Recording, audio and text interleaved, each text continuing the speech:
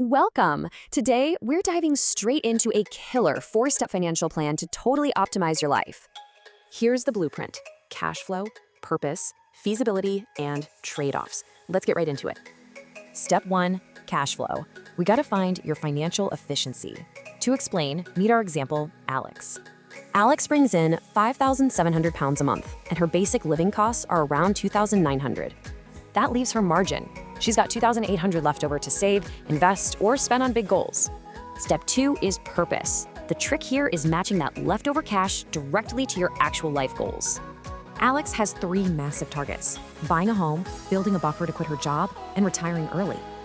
But wait, what does retiring early actually cost? Let's apply the famous 4% rule. To safely pull out $50K a year, she needs a staggering £1.25 million investment pot. Step 3, feasibility. Let's crunch the numbers and see if hitting all these targets is actually realistic. To save $120,000 for a house in 5 years, she's got to put away $2,000 a month. Since her margin is $2,800, this is totally doable. Plus, she still has $800 left over. But what about that quit job buffer? Doing that in 2 years requires over $1,400 monthly. Uh-oh, she literally can't fully fund both of these goals at the same time. And that giant retirement pot, even with an 8% return, she'd need to invest $2,300 monthly. Putting these numbers on a timeline makes it super clear what she needs to focus on today. Rule of thumb, use high-interest savings for short-term goals and definitely invest for anything beyond 5 years. Remember, you can always tweak these amounts as your life changes, but you gotta start somewhere. Which brings us to step 4, trade-offs.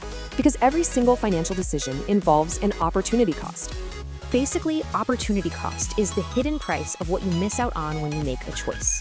For example, buying a huge expensive house might totally wipe out your dream of retiring early. Or maybe keeping that fancy car means you're stuck in a stressful job way longer. So always ask yourself, how is this big purchase actually going to affect my long-term financial future? It's basically impossible to fund everything at once. What are you actively giving up right now? Prioritize what truly matters to you. If every single choice has a cost, what's your next purchase really costing you?